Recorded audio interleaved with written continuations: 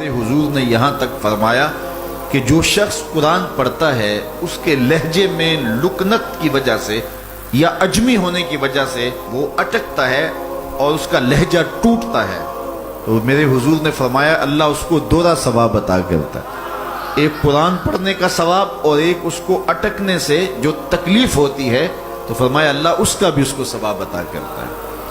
اور فرمایا یہ وہ پاکیزہ کتاب ہے کہ اگر تمہارا رب سے باتیں کرنے کو جی چاہے تو قرآن کھول کے بیٹھ جاؤ، یہ رب سے ہم کلام ہونا ہے، یہ اپنے رب سے گفتگو کرنی ہے۔ میرے حضور نے فرمایا کہ قرآن اللہ کی وہ لٹکتی ہوئی رسی ہے جس کا ایک سرا تمہارے ہاتھ میں ہے، دوسرا سرا تمہارے رب کے ہاتھ میں۔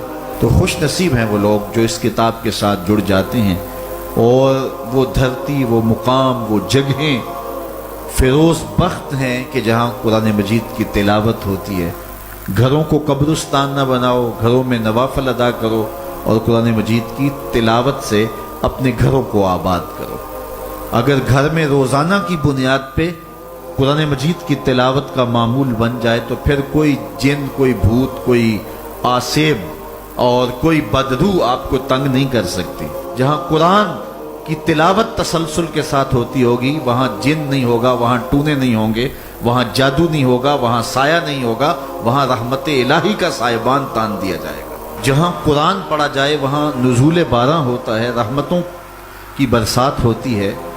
اور پھر اگر یہ جگہ اللہ کا گھر ہو، مسجد ہو، تو پھر تو دوہری برکت ہو جائے گی نا۔ وہ میاں صاحب نے کہا تھا نا کہ دودھ اندر جے کھنڈ رلائیے تے مزہ ہو جاوے دونا، کہ دودھ خود بھی میٹھا ہوتا ہے اس کے اندر اگر چینی بھی شامل کر لی جائے۔ یہ روشنیوں کا منبع ہے، یہ مصدر ہے اجالوں کا۔ اس کتاب سے اتنی روشنیاں پھوٹتی ہیں کہ زندگی کے سارے اندھیرے ختم کیے جا سکتے ہیں۔ یہ طمانیت قلب کا سبب بھی ہے، یہ روح کے اجالوں کا سبب بھی ہے، یہ کتاب زندگی ہے، کتاب حیات ہے۔ اس کے بتائے ہوئے اصولوں کے مطابق اگر زندگی بسر کریں گے تو یہ زندگی بھی خوبصورت ہوگی، اور اس زندگی کے بعد ایک اور شروع ہونے والی زندگی ہے، وہ زندگی بھی خوبصورت ہوگی۔ قرآن قبر میں چراغاں کرے گا، قبر میں روشنیاں دے گا، قبر میں اجالا کرے گا۔ اس کتاب کے اندر ایسے ایسے شفا کے نسخے رکھے گئے ہیں کہ ہماری زندگی کے روز مرہ مسائل کا حل ہے۔ مثال کے طور پہ آج کل ہر بندہ معاشی طور پہ پریشان ہے، تو سورہ واقعہ صرف 3 رکوعوں پر مشتمل ہے۔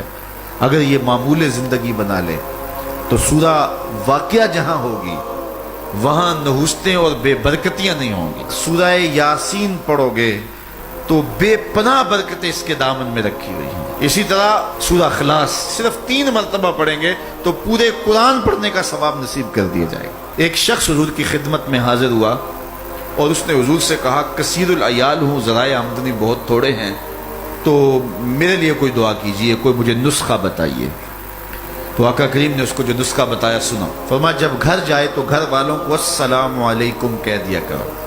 یہ کتنا سوکھا نسخہ ہے اور کتنا اچھا وظیفہ ہے، گھر والے بھی خوش، اللہ رسول بھی خوش۔ اس کے بعد ایک مرتبہ سورہ اخلاص پڑھ لیا کرو، غربت توڑ نسخہ۔ جب بھی گھر جاؤ السلام علیکم، اس کے بعد ایک مرتبہ سورہ اخلاص۔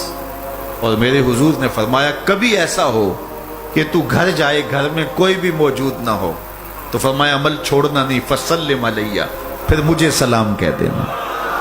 وہ اپنے نام لیواؤں کو تنہا چھوڑتے کب ہیں، جہاں ہم دم نہ ہو کوئی وہاں سرکار ہوتے۔ وہ کہتے ہیں میں عمل شروع کر دیا، گھر جاتا السلام علیکم، اس کے بعد السلام علیکم کے بعد میں سورہ اخلاص ایک بار پڑھ دیتا۔ اس عمل کی برکت سے میں نے تو امیر ہونا ہی ہونا تھا، میرے ہمسائے بھی امیر ہو گئے، میرے ہمسائے بھی امیر ہو گئے۔